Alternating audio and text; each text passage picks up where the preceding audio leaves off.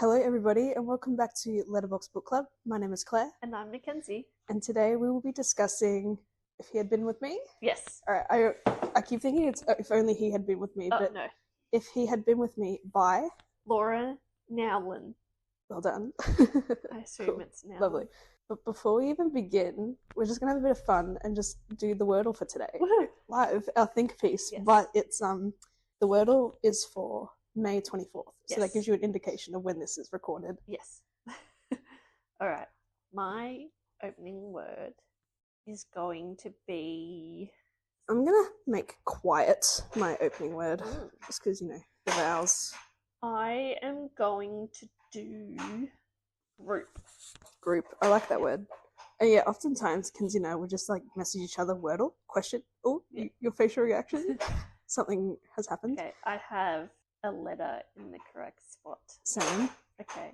And I have a yellow letter as well. Okay. Let's keep going. My next word is going to be... Do you have a strategy when you approach Wordle? No.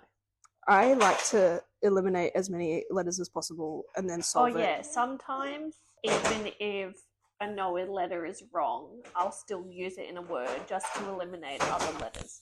Yeah. So, what's your second word? My next word is glint. Glint. Ooh, I like that. My next word is grasp. Ooh, I got a letter in the right spot. Kenzie, did you solve it? I have 3 correct letters.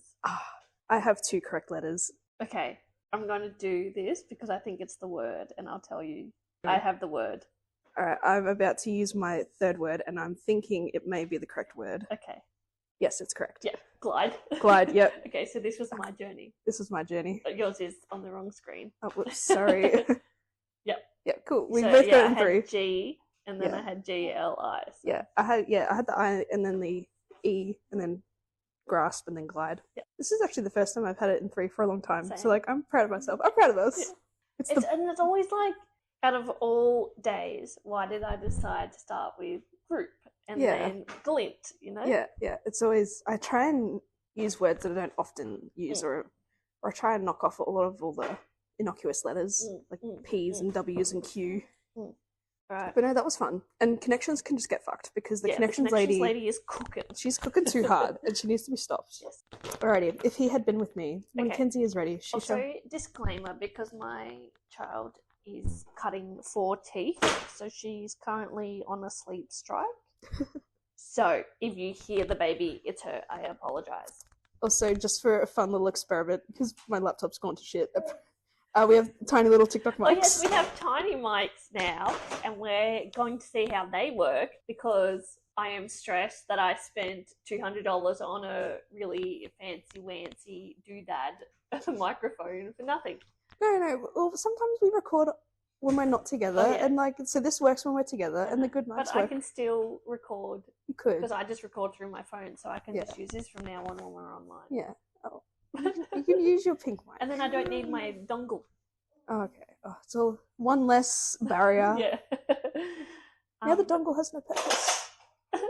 So that's okay. But this opens up so many opportunities because it's portable. Oh yeah, true. Way more portable than just taking a laptop, 2 mics, a charger. Yeah. I as I said earlier, I feel naked right now because normally, I have my laptop and mic and headset and everything. Yeah, and I was saying how I feel so free because I can just move around, because usually when we're on our corded mics, I have to, because of my ADHD, I have to get up and do things, and I have to stop talking and then let you talk. But now I can just talk all the time and walk around and do things. You can just yap all day. Yep.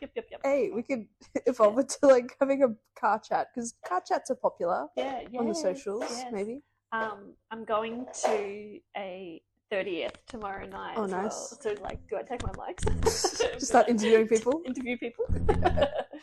The tiny mic has become a meme, but it's become a viable source of content. Also, I don't like shouting out to him, but shout out to Elon Musk, because Amazon oh my God, gave us the goods. Yeah. Very affordable goods as well. Yeah. Fuck you, Elon Musk, but thank you. Yeah, all good. All right. If he had been with me, Kenzie... I'll start us off with the blurb. Yep. And I also have the book today because Demix was having a sale. If he had been with me, everything would have been different. Autumn and Finn used to be inseparable, but then something changed. Or they changed. Now they do their best to ignore each other. Autumn has her boyfriend Jamie and her close-knit group of friends. Finn has become that boy at school, the one that everyone wants to be around. That still doesn't stop the way Autumn feels every time she and Finn cross paths, and the growing, nagging thought that maybe things could have been different. Maybe they should be together. And as time passes, Autumn realizes she might not get another chance to make things right before it's too late. Oof, devastating. Thoughts, feelings, and emotions, Kenzie, go. Well, I have done the thing that I do often with books like this in duologies, where I will just smash them both out at the same time. So now my thoughts aren't cohesive because I'm thinking about both books. Okay. But it's fine because this book, and I know that you'll probably say as well, but it felt like 1,000 Boy Kisses. I really, really liked this book. I love devastating. And also we've been trying to come up with, what kind of genre this is. Yeah. Because it is young adult, but I said it's young adult devastation. Yes. Yeah. And I do love books like this that give me a cathartic kind of reset. Yeah. And also, this is very niche, but I have been on a medication antidepressant journey, and I haven't cried in a very long time, whereas usually I would cry all the time. But this book broke through my medication and I cried. But I did also get my period this week, so who knows? Who knows? It's factoring everything. I have had 3 periods on my antidepressant now, and I haven't cried. So usually you have that random outburst of crying, and then the next day you get your period, and you're like, oh, that explains some things. Kind of, yes. Anyway, that I have a very different period experience to you, Kenzie. Never forget that. Sorry. Anyway, but I love this book. I love being devastated. I want to get your thoughts, feelings, emotions before I go into qualms and also the internet discourse. There's internet discourse? Yeah. Of course there is. Of course there is. Oh, also trigger warning, there are talks and mentions of depression and suicide if there are issues depression, suicide, teen pregnancy. All that good stuff. Yeah, you're not comfortable with that, feel free to click away or stick around. Who knows? Yeah, my thoughts, feelings, and emotions. Yeah, I don't know. That devastation genre. Maybe I'm just sick of happy ever after endings. Yeah. No, I really enjoyed it. It takes me back to the John Green days. Yeah, for sure. Yeah. Which also, reminds me of The Fault in Our Stars, which is probably my first real, young adult devastation, because who would have assumed Gus was going to die, Yeah. Yeah, I really enjoyed it. It was, one of the most easiest reads of my life. It's not complicated. It's just point of view of Autumn going through the motions, montages of the tumultuous events in her life. It's sad and devastating because it's all about perspective, and it covers a lot of things that one would experience throughout high school, and I'm so far removed from high school now that you kind of forget what the experience is like. It's just very sad for Autumn because she's gone through a lot of personal shit too, and it's her mum and her parents, and I was hoping to have a cry because I'm due for a good cry, but when I was reading it, it was just I was in and out of work, so I wasn't in my feels, but I was still feeling kind of oh my god, why did that happen? And obviously it throws back to the title of the book, if only Phineas had been with her, then he wouldn't be alive, so it was crazy. I was well and truly in my feels, and I finished it, and I was okay for about a second, and then it all hit me, and then I'm going to play the audio message because that's always fun. So you can do that while this records? Okay. Sorry. I'm a little tech nerd that I want to make sure things work. Oh yeah, and when you sent me that voicemail, I was at my dad's house and he was so confused as to, he's like, who's that? Kenzie just crying over a book again? Again. I haven't cried like this since Manacled. Damn. It was a while ago. I finished it, it's really sad. Yeah. So, do you want to get into the discourse? Alright, tell me. I don't know anything about this discourse. I've just seen. Okay, so first of all, this book is 84 chapters. Yeah, 89. 89. Yeah, that's fucked in itself. And for a book that's less than 400 pages. Less than 400 pages. So, the discourse that I've seen online is that the chapters are really short, or there's heaps of chapters, and it jumps around a lot, and blah, blah, blah. However, I really like this style of writing because, you have 1-2 page chapters, and it's clear and concise about what that content is for that chapter, and then we move on to the next thing, and we're constantly moving. And I felt like in other books that I've read where we're going over a passage of time, I feel like especially because this is like 4 years of time, 4 or 5, yeah, 4 or 5 years of time, I feel like we get slogged down in like, okay, well, this is like the first year, this is the second year, like, and you get bogged down in the details, whereas this one is clear and concise. It's like we are constantly moving, we are constantly changing, and it felt like we were going through that adolescence with Autumn. We were constantly growing and evolving. We were, Finny and I were friends, but then we went to middle school, we weren't friends, and then now we're in high school, and this is what it's like, and there he is again, and now he's with Sylvie, and now I'm with Jamie, and blah blah blah. We're blah, in blah, two blah. different social groups. Yeah, blah, exactly. Blah, blah. Everything was constantly moving, which I really enjoyed. We didn't get stuck down in the grit of it all. Yeah. We didn't get caught up on too many topics, and each thing that happens was kind of like hinted at as well. Yeah, for sure. So there were, some things that like straight away I was like, okay, well, I reckon that this is going to happen because of, it was good writing. Easy to read because, I could just keep going. Yeah, the progression was literally, just an overview montage of her life and the tumultuous moments she's experienced throughout those 4 or 5 years. So, of course, it might be a little bit jumpy because, Phineas and Autumn had that quote-unquote little friend breakup, and then they move on, and then we get a little bit more of Autumn's life as she's dating Jamie and being a part of her friends, and just her overviewing Finny from afar and like wondering what he's up to, blah blah blah. And then like they're always coming in and out together, they always find a way back to each other anyway. But I like that sort of montage writing because otherwise you're just stuck with every single detail about what happened in the first year, whereas it's just highlighting all the moments and events that like made her realize that she loved Finny more than obviously a friend. And I liked it because it was like we were Autumn. True. So then, it felt like I wasn't like, and then Autumn did this, and then Autumn did this. It was like, okay, I'm thinking about this, and I'm doing this, and do I want to do this, blah, blah, blah. It made it feel really authentic. Yeah, true. And you just get a little bit frustrated because we are big adults now. Yeah. And like, we're looking through the mind of a teenager, and it's like the immaturity in some aspects, but like it's good immaturity because they're high schoolers. And what do you expect? And also, I could see so much of myself in Autumn as well. So I was like, this hurts. Oh, no. I didn't have anyone die on me, but So I think the people who don't like that sort of progression, I think it's just a them issue, I guess. And like, what do you expect from a young adult high school perspective? Yeah. Is there anything else? And I don't think it really jumped around. It really stayed linear to the chronological aspects of her life. We only had that kind of flash forward at the start. Yeah, and then we met up to that moment later on. Did you think that he was going to die? Because I've seen people online say, oh, well, it was spoiled on the first page. I thought the car accident was, in the beginning, was something different that we were going to come back to. Like, it's going to lead to... I always thought something was going to happen to either Autumn's mum or Autumn. And so I always thought that was going to be... The car crash was an isolated incident. As we kept going through... I was thinking, I was like, I think he's going to die. But then I think I gaslit myself into not believing that. You just psyched yourself out. Yeah. You're like, surely she can't be doing this. Yeah. No, I always thought Autumn was going to commit suicide because she has like depression, and there's a lot of depressive moments that she sees and we see her overcome. And obviously like her mother is depressed and like family issues, and like it's all hereditary. And there was a moment where Autumn was freaking out about that because it's like it could be a genetic thing as well. I just really thought Autumn was going to be the one. I mean, she tried, but to no avail for her. But like it's one of those books where like someone was going to die, but like who? Yeah. And there was options. There was options, so let's talk about them. Let's talk about the book. Okay. That's what this podcast is for. So, Phineas Smith and Autumn Davis were they lived next door to each other. They were born within a week of each other. Their mums are best friends.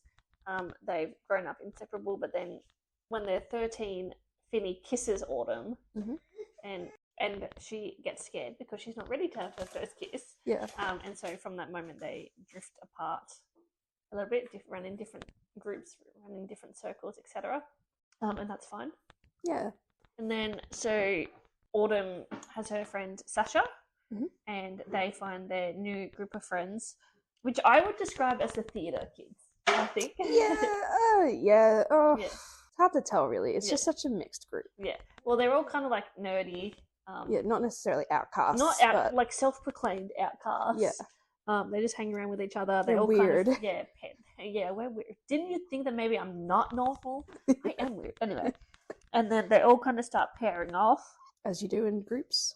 And then there's a moment where Sasha and Autumn are both interested in this boy Jamie, and then in the end, Autumn, quote unquote, wins Jamie. Yeah.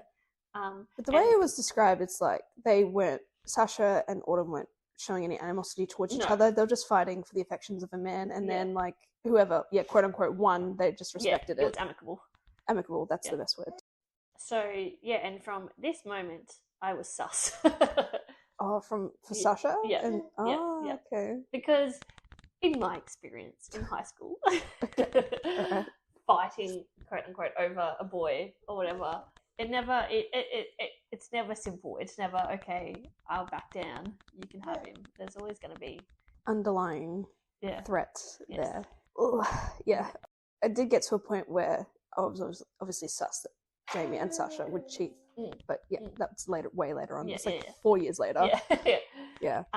So then we just went through the motions. Finny and Autumn still spend their holidays together because they live next door, and obviously the mums are best friends. And the mums are always like, I guess, wishing and hoping that they'll get together, as you do when you have a best friend who has kids around the same age as you and you live next door. They're almost molded to be together from day dot. Dare I say, almost groomed to be together. Groomed can be used as a flexible and versatile word. It's just come with so much negative connotations. Yeah, so there's this household bond between the both of them as well. Like after school, they hang out at each other's houses, even if they aren't like quote unquote the best of friends. And which is weird because obviously this is later on, but like Autumn seems to think that they're not friends, but they're still living this household bond life, and it's like they just walk into each other's houses and stuff. It's their normal. Christmases and like holidays together, Thanksgiving, and Halloween, everything. Their life is just each other in a way, even when they're not friends. And all throughout this, Autumn wants to be a writer. She's writing a novel, and she's so she's taking bits and pieces of her life and putting in her novel, which we've all been there. We're all doing that. So I thought when I had figured out where this was going, I was like, oh, it's just going to be her book. Yeah, me too. Yeah. It's also giving like, I think, what was it, November 9? That Ben guy writing his novel based on that girl. Oh, Jesus Christ. Fallon, that's right. Fallon. Oh my God, triggered.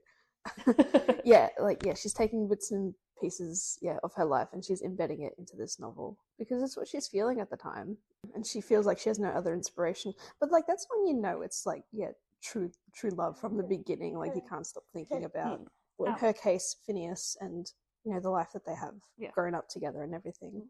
Moving on, we're getting a bit older. We're starting to go to parties. High school experience. Finny has a girlfriend, Sylvie, but he still, obviously, they see each other at parties, etc. And Autumn is drinking one night and Finny sees her and he is worried that she's going to have sex with Jamie while she's drunk. And he's like, I don't care if you do it, just don't do it while you're drunk. Which is, I just found, maybe it's just always in these types of books where it's like these two young people are yearning for each other in a way, or have the unrequited love. And everyone else can see it. Everyone else can see it, but it's always the young boy, the man, whatever, who's always like extra protective about whatever the woman's doing. And it's just like, just let her be, because she's not worried about whether or not Phineas or Sylvia is having sex. She's not asking Phineas to not have sex with Sylvia while he's drunk or whatever. It's like there's always that little overbearing protectiveness in these types of books, and I'm just like, just let them be. But that's just me. And then Autumn doesn't have sex with Jamie. She wants it to be special. She wants it for but also she talks about how she doesn't really see herself, having sex with him. Like it doesn't feel right. That's why she wants it to be perfect. She wants to do it at graduation, whenever she feels ready. And we do see instances of where Jamie is getting a little bit frustrated because he really wants to do it, and everyone in their friend group is like progressing in that stage of life. And I think even Sasha or Alexis or someone was like mentioned about being the last virgin in the friend group or something like that before prom. And it's like, Jamie, instances get frustrated over it, and I got a little worried.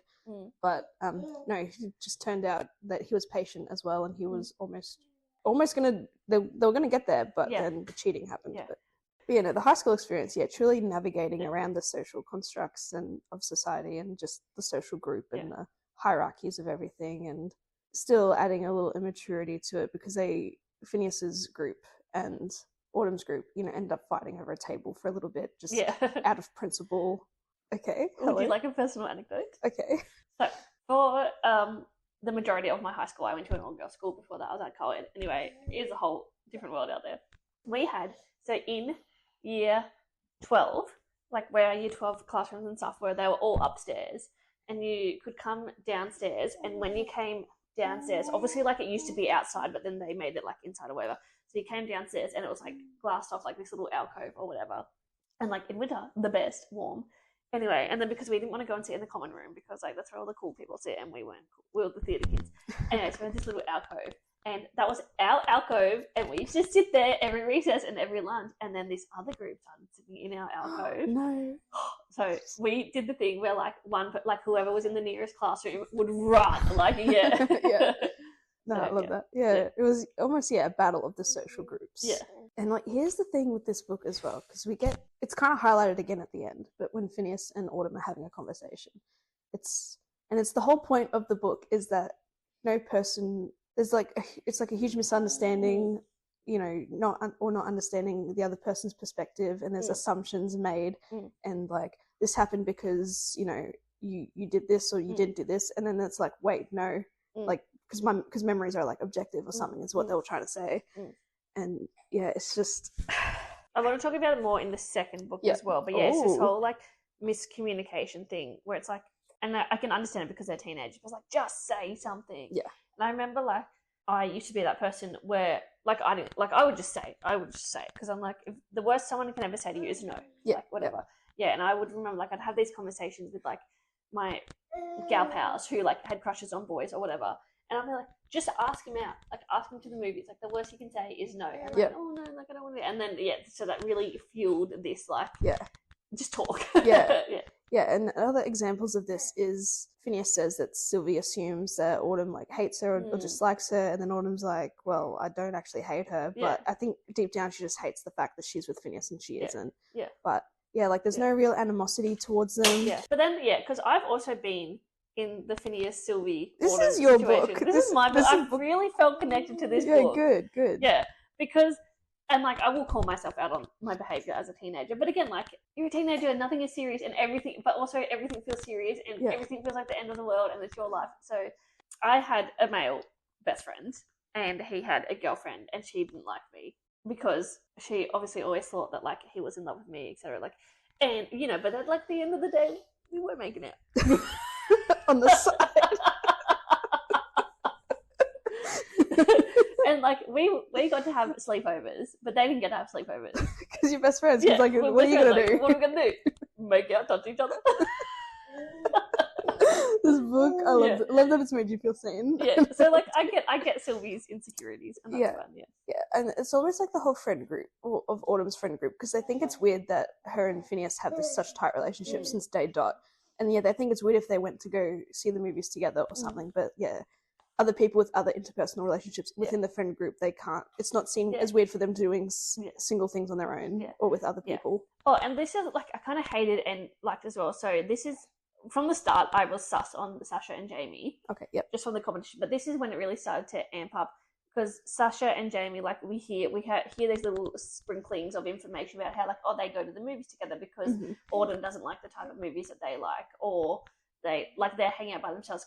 And Phineas is like, we can hang out. And she's like, oh no, like people think like something's going on. Yeah. And then he's like, oh, but like Sasha and Jamie hang out. It's like, oh, but that's different. It's like, no, it's not different. Yeah. And so from this moment, I knew that something was going to happen. And it's like, if I was dating someone and like they didn't like the same movies as me, why would you go? I mean, you can go out of your way to see the movie. Yeah, that's the compromise. Like, I'll still come and see it with you. Like, but then you have to come and see like a movie that I like. Or whatever. Like, compromise is the best. Or I'd be like, okay, let's get a group of people together. Like, I wouldn't just be like, okay, go with. Maybe. Go with my friend. Yeah. That movie adventure. I was very sus on. Yeah.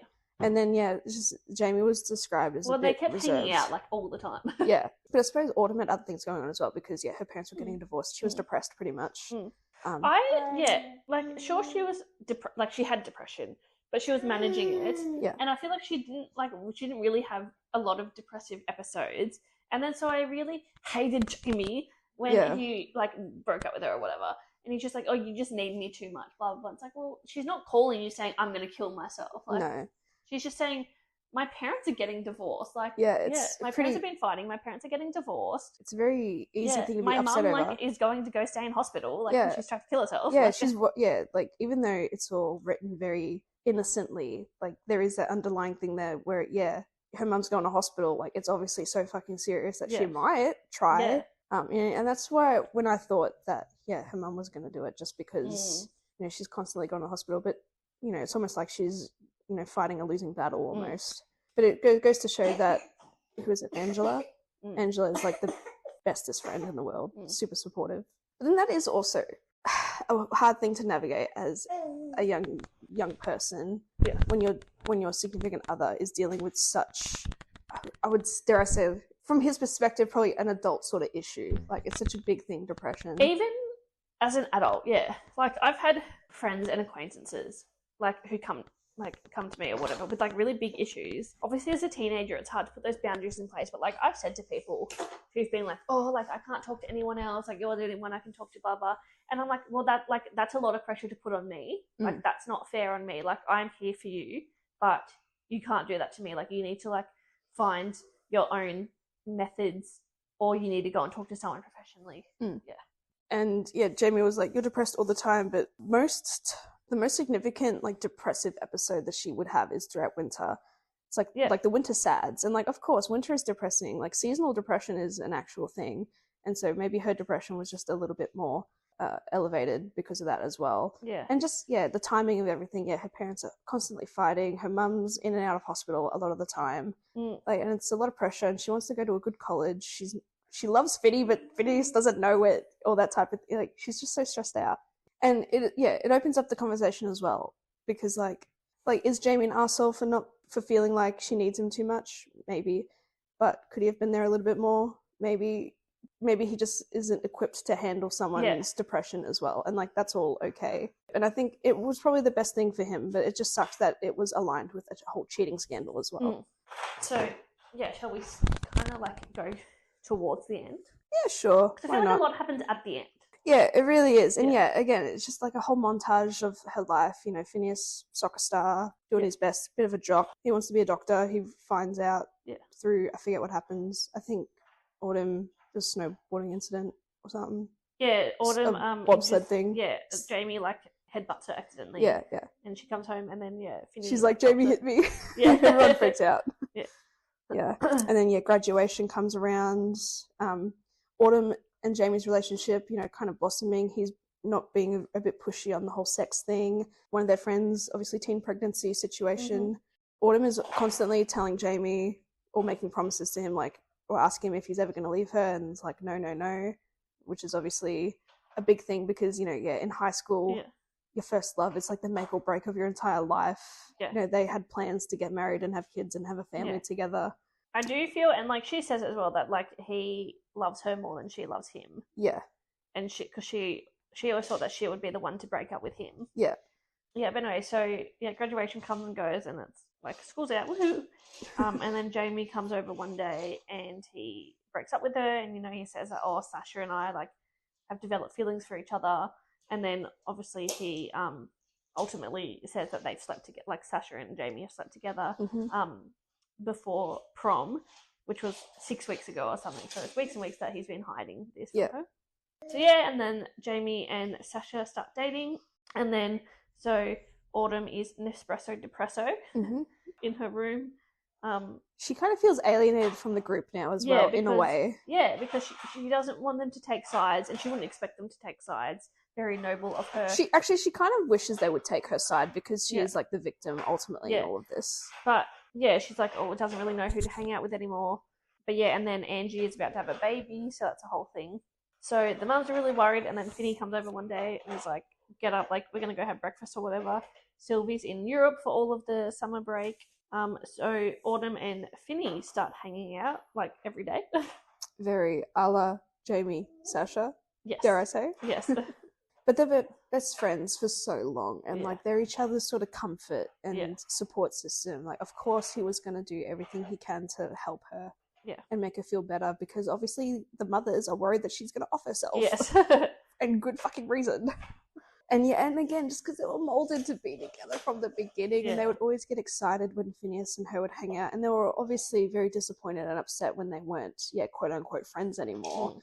But I keep saying quote unquote friends because, Autumn says to Phineas, well, we're not friends. Yeah. But they like, have been what friends is the whole this? time. Yeah, exactly. Yeah, Phineas helps her out, makes her feel a bit better. They have like good chats. They hang out a little bit more, not intimately in that sense of the word, but yeah, just like one-on-one time, and like go to the movies. They build forts. They hang out with Jack as well, which is Finn's best friend. Jack kind of confronts Autumn and is like, you got to stop messing with his head, because apparently Phineas has had been in love with her since the very beginning, and Autumn is like taken aback by that. Yeah, he's like, how can you not know? Yeah, blah blah blah. And then I don't know, one thing leads to another, and then Phineas and Autumn ends up having sex for the first time together, which is a bit of a big thing for Autumn, because I am glad that Finny ended up being her first time, because I felt like it was all leading to that. Ultimately, that they were going, they're soulmates, they're meant to be together. I'm glad that. But she says, oh, I wish it was Finny's first time as well.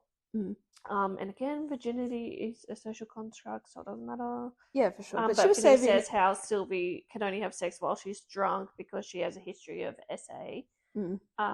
So he's like, really, this is my first time as well, because you're not drunk.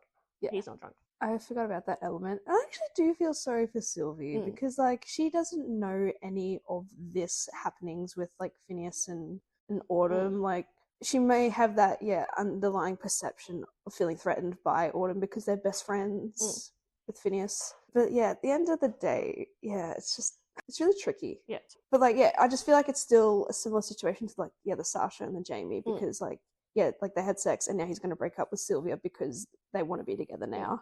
Oh, and like they tell each other that they love each other. Yep.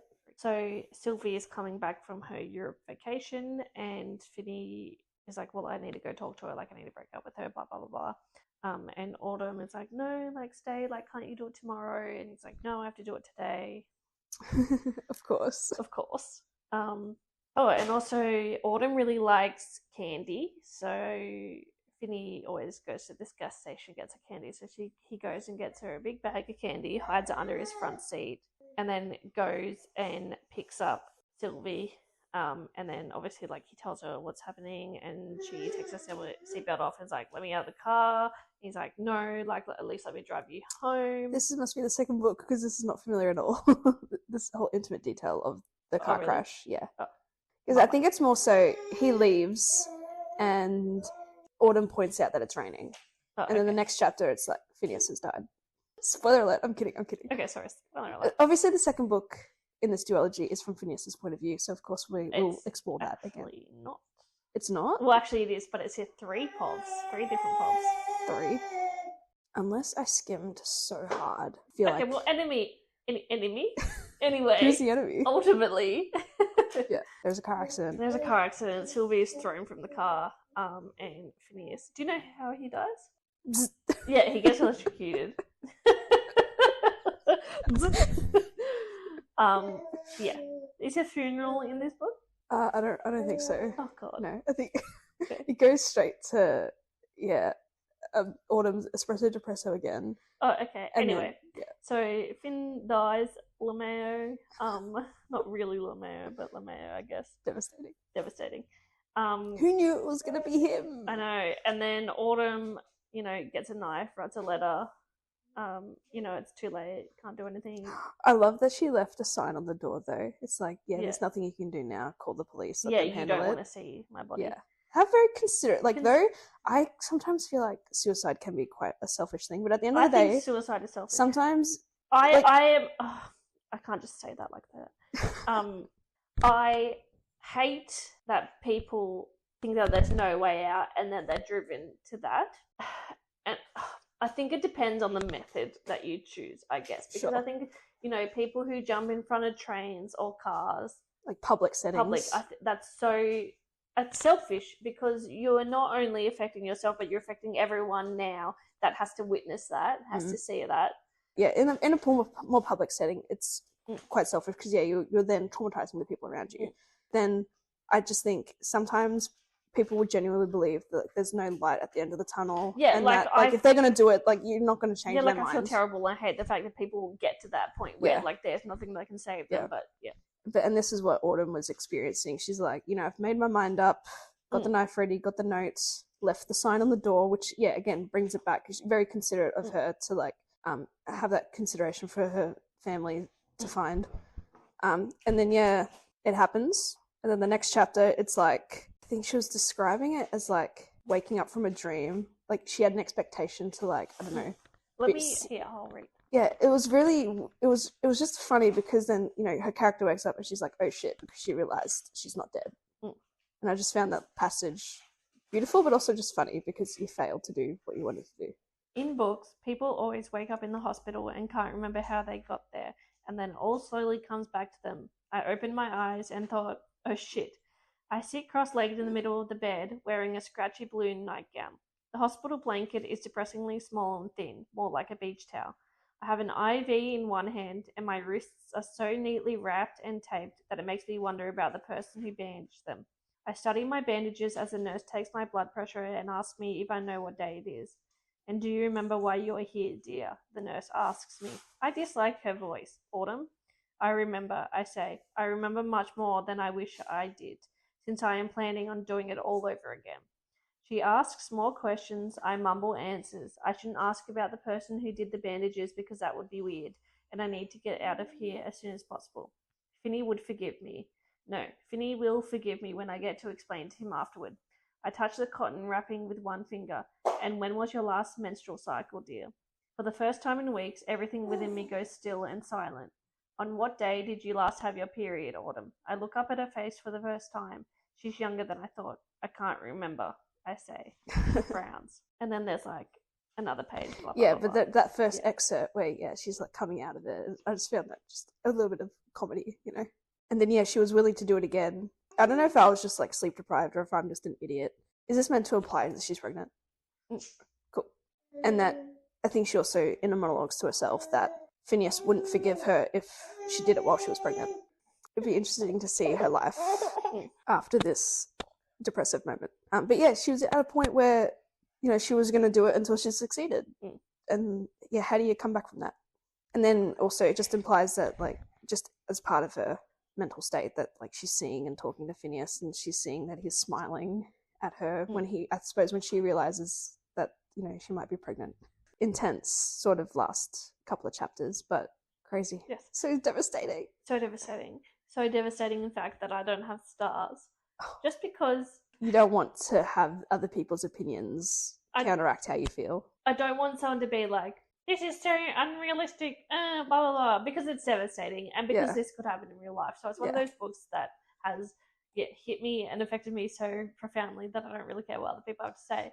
But if you have stars, go ahead. I do have stars. Okay, let's go to the stars. At least the stars is a segment we do at the end of the podcast where we read a 5-star and a 1-star review that we find on Goodreads. We don't search very hard for these, so it is what it is.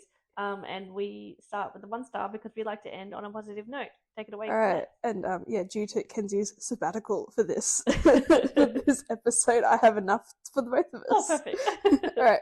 I have 3 1-stars in the one screenshot. All right. The first one is, I felt like I was watching a turtle make its way across the country just to fall off a cliff at the last part. Not fun. The second 1-star. This was actually so bad. Why is this so popular? And then the next one is DNF at 25%. I cannot get into this book. I'm too old to read about teenagers fighting over a lunch table. All right, 5 stars. This one is This Ruined My Life. 5 stars. And my last 5-star is the fact this book had me in tears in the car on the way to the water park should show you how good it really is.